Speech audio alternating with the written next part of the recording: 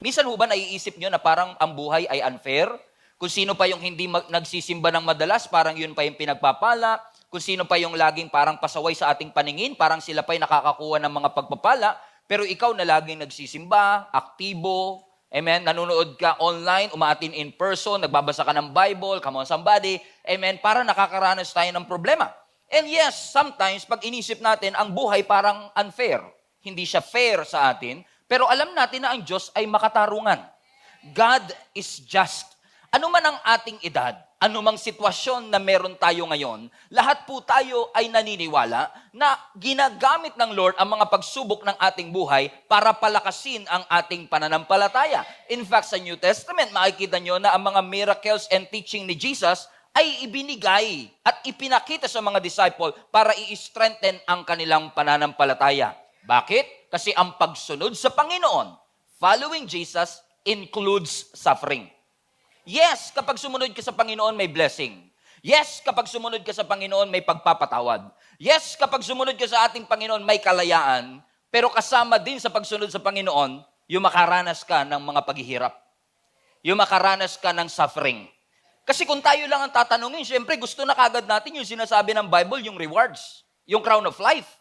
Pero napansin nyo, sa binasa natin kanina, those who stood the test, kung sino yung nakapagtiis hanggang wakas, yung mga hindi nagmadali at dumaan talaga dun sa mga suffering, yun ang nakatanggap ng crown of life. Kaya nga mga kapatid, gusto ko ipaalala sa GSMNB Global Family na paulit-ulit ko na rin naman sinasabi, huwag nating dadayain yung proseso. Stop cheating the process. Minsan hindi tayo makapag-antay, minsan gusto na nating makuha talaga yung mga bagay na gusto nating makuha, pero hindi ibig sabihin gusto na natin ngayon ay tama na ito para sa ating panahon ngayon. Amen. Huwag nating huhusgahan agad, no? Na parkit, halimbawa, sabihin natin, Pastor, umatin ako ng 2 linggo sa isang singles activity, wala naman ako nakitang mapapangasawa. Nag-tights ako ng 2 linggo, wala naman ako nakuhang pagpapala. Umatin ako ng service, hindi naman nabago yung buhay ko. Umatin ako ng link up group, wala naman nabago sa ugali ko. Mahirap minsan husgahan, no? Kasi nagsisimula ka pa lang, gusto mo na kagad, umaani ka na kagad. Kapag nakakakita ka ng dilim, nakakakita ka ng uncertainty, dumadaan ka sa bagyo at mga winds ng iyong buhay, parang mas madaling sumuko at sabihin, Lord, talaga bang may plano kang maganda sa amin? Totoo ba talaga makaka-receive ako ng crown of life? Kasi sa nakikita ko, puro dilim nito, puro hirap ito. Pero katulad ng buto na itinatanim sa ilalim ng lupa, imagine niyo po kung kayo yung buto na nilalagay sa ilalim ng lupa, madilim talaga dyan. Kung ikaw ang magtatanim, alam mo na kagad, hayaan mo lang siya dyan. Tutubo naman yan eh. Pero kung ikaw yung buto na nasa ilalim ka't madilim, iisipin mo, ano ba nangyari, boss? Nilibing mo na ba ako? Hindi ka nilibing, itinanim ka. Magkaiba kasi yung nilibing sa itinanim. Minsan nakala natin, inilibing na tayo ng pagsubok, inilubog na tayo ng mga challenges ng ating buhay, parang wala ng breakthrough at walang pag-asa, pero may plano ang Panginoon. You are not buried, you are planted. Kapag ikaw ay nagtanim at nagplant ng isang seed, you may not see something for a while, but it doesn't mean walang nangyayari sa ilalim ng lupa.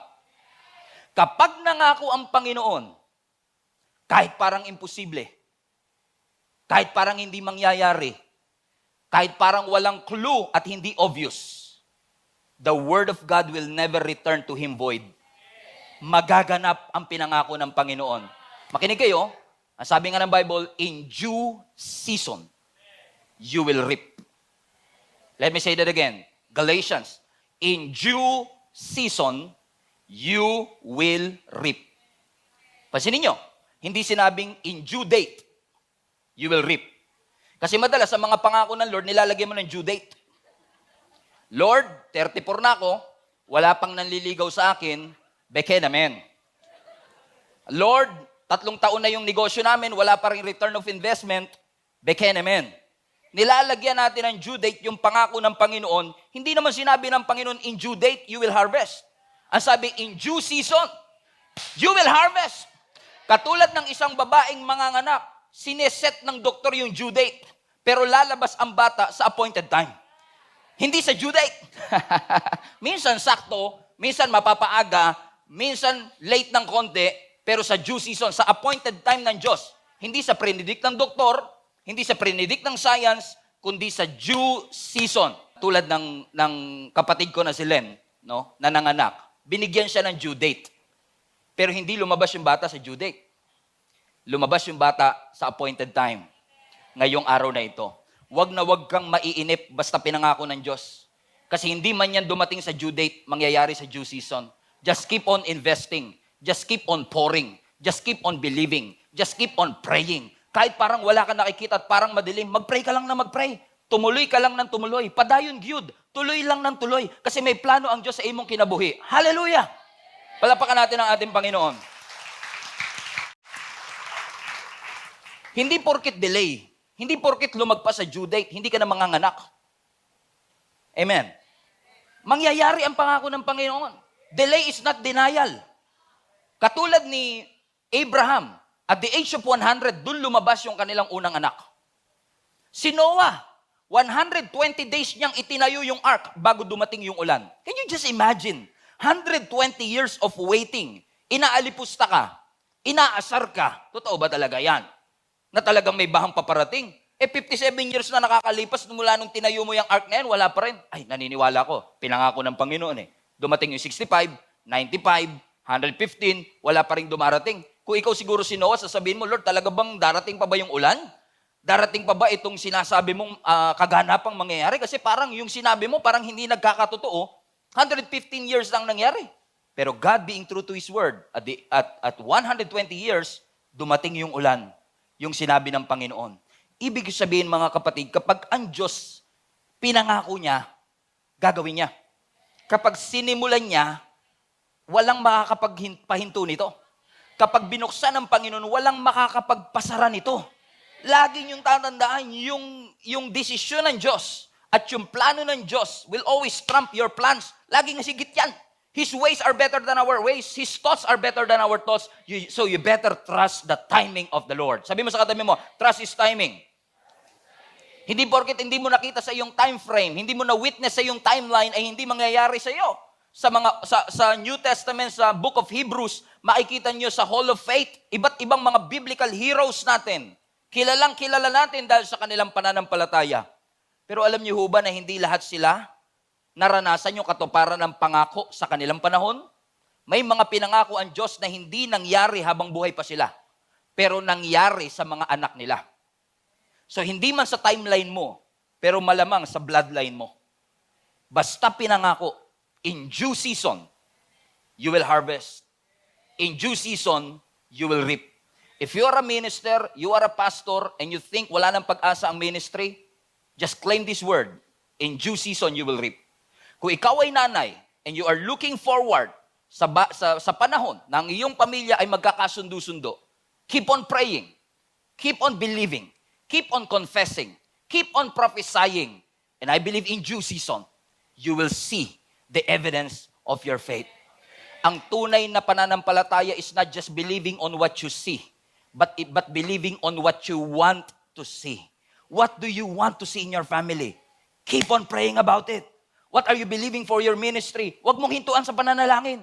Anong gusto mo mangyari sa karir mo? Huwag mong hintuan sa pananalangin. Kahit pa parang iba ang trato ng boss mo sa'yo at parang hindi ka nila pinapansin at parang bagang hindi ka nila pinapahalagan, hindi ibig sabihin na hindi sila nagpapahalaga sa'yo ay walang plano ang Panginoon sa'yo. Meron. Sabi mo sa katabi mo, akala mo lang wala. Pero meron. Meron. Meron. Wala ka nakikita, pero meron. Meron. Meron. May pangako. Pero meron ding suffering.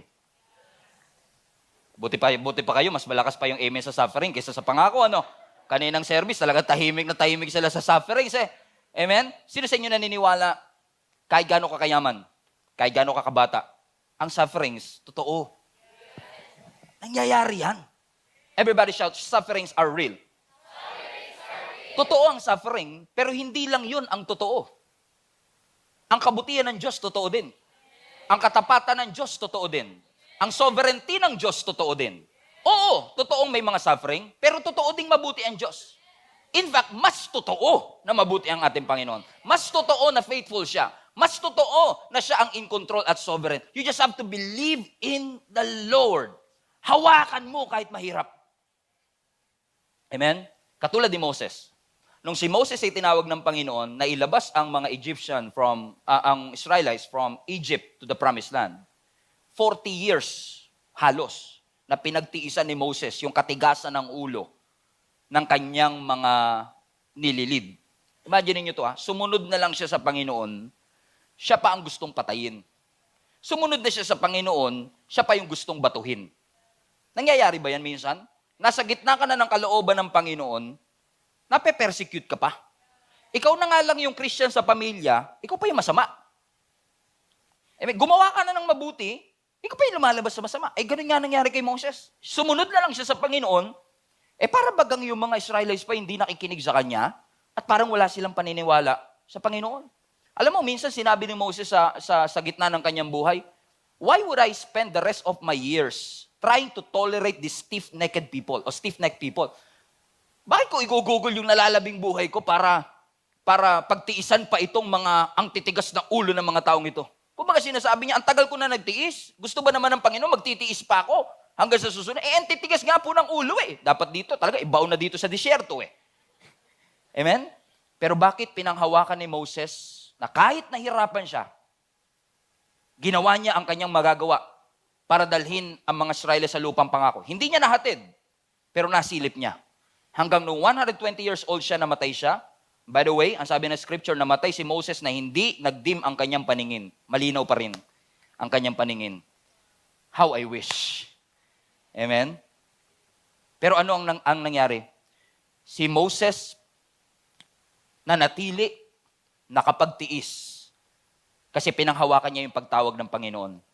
Kumbaga, may mission siya May mandato siya. May inutos ang Panginoon at dahil may mandato ako, kahit na hindi kayo sumunod, hanggat may mandato ako mula sa Panginoon, gagawin ko. Hindi naman ako ang pumili ng misyon. Yung misyon ang pumili sa akin. Kaya hanggat hindi natatapos ang misyon at hindi ko nasasabing mission accomplished, I will continue to be faithful kahit na hindi lahat ng tao ay napiplease sa mga pagsunod ko. Kasi hindi porket sumusunod ka sa Panginoon, lahat kaibigan mo.